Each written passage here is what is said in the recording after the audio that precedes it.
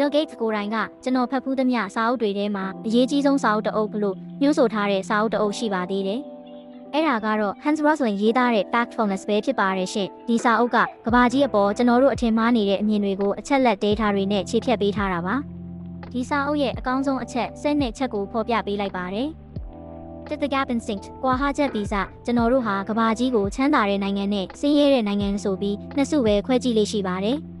တကယ်တော့ကမ္ဘာလူဦးရေအများစုဟာအလယ်လက်တန်းစား middle income တွေဖြစ်နေပါပြီ။နှစ်အဆင့်၄ဆင့်ကိုနားလည်ခြင်း understanding the 4 levels စာရေးသူ Hans Rosling ကကမ္ဘာလူဦးရေရဲ့နေထိုင်မှုကိုဝင်ငွေအလိုက် level ၄ခုခွဲခြားပြထားပါတယ်။ level 1အလွန်ဆင်းရဲနွမ်းပါးသူများလမ်းလျှောက်ရသူ level 2အခြေခံစားဝတ်နေရေးပြည်လည်စပြုသူများစပိန်စီးနိုင်သူ level 3အလယ်လက်တန်းစားဆိုင်ကယ်စီးနိုင်သူ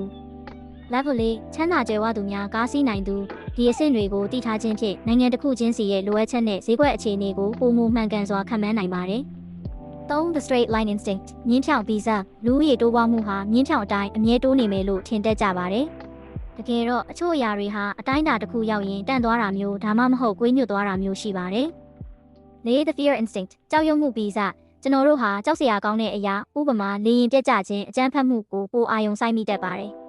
ဒါပေမဲ့အဲ့ဒီအရာတွေကြောင့်တေဆုံးရတဲ့နှုန်းဟာတခြားတာမန်အကြောင်းရင်းတွေထက်အဆပေါင်းများစွာနည်းပါးပါတယ်။5 The Size Instinct အရွယ်အစားဗီဇကိန်းဂဏန်းတစ်ခုတည်းကိုပဲကြည့်ပြီးအကြီးကြီးလို့မထင်ပါနဲ့။တခြားအချက်လက်တွေနဲ့နှိုင်းယှဉ်ကြည့်မှသာအဲ့ဒီကိန်းဂဏန်းရဲ့အဓိပ္ပာယ်အစစ်အမှန်ကိုသိနိုင်မှာပါ။6 The Generalization Instinct ခြုံငုံသုံးသပ်မှုဗီဇလူတစုဒါမှမဟုတ်နိုင်ငံတစ်ခုကိုတပုံစံတည်းလို့မသတ်မှတ်ပါနဲ့။အုပ်စုတစ်ခုချင်းစီအတွင်းမှာလည်းမတူညီတဲ့ကွဲပြားမှုတွေအများကြီးရှိနေနိုင်ပါတယ်။9 The Destiny Instinct ကံကြမ္မာဗီဇအချို့နိုင်ငံတွေယဉ်ကျေးမှုတွေဟာဘယ်တော့မှမပြောင်းလဲဘူးလို့ထင်တတ်ကြပါတယ်။တကယ်တော့အရာရာဟာတဖြည်းဖြည်းချင်းပြောင်းလဲနေတာဖြစ်ပြီးအနည်းနဲ့အမြန်ပဲကွာခြားတာပါ။ Shit Embrace Boredom ပြင်းရည်ခြင်းကိုလက်ခံပါကျွန်တော်တို့ဟာခဏလေးပြင်းလာတာနဲ့ဖုန်းကိုချက်ချင်းကောက်ကင်တက်ကြပါတယ်။ဒါဟာအုံနောက်ကိုအမြဲတမ်းအာရုံပြောင်းနေအောင်လေ့ကျင့်ပေးနေတယ်လို့ဖြစ်နေပါတယ်။တကယ်တော့တီထွင်ဆန်းသစ်မှုနဲ့အတွေးခေါ်ကောင်းတွေဟာပြင်းနေတဲ့အချိန်ဒါမှမဟုတ်ဘာမှမလုပ်ပဲငြိမ်နေတဲ့အချိန်တွေမှာမှထွက်ပေါ်လာတတ်တာဖြစ်ပါတယ်။ 9 The Blame Instinct အပြစ်တင်မှုဗီဇတစ်ခုခုမှားယွင်းသွားတဲ့အခါလက်ညှိုးထိုးရမယ့်လူတစ်ယောက်ကိုပဲလိုက်မရှာပါနဲ့။အဲ့ဒီအစားဘလို့စနစ် system ကမှားနေတာလဲဆိုတာကိုရှာဖွေဖို့အရေးကြီးပါတယ်။ 10 The Urgency Instinct အရေးတကြီးဗီဇအခုချက်ချင်းမလုပ်ရင်မမီတော့ဘူးလို့ပြောလာရင်သတိထားပါ။အဲ့ဒီလိုအခြေအနေမျိုးမှာလူတွေဟာဝေဖန်ပိုင်းခြားနိုင်စွမ်းလျော့နေသွားပြီးအမှားတွေလုပ်မိတတ်ပါတယ်။ Set a look at the data အချက်လက်ကိုကြည့်ပါကိုယ့်ရဲ့ခံစားချက်ဒါမှမဟုတ်ထင်မြင်ချက်ထက်ခိုင်မာတဲ့အချက်လက် data တွေအပေါ်မှာပဲအခြေခံပြီးဆုံးဖြတ်ချက်ချပါ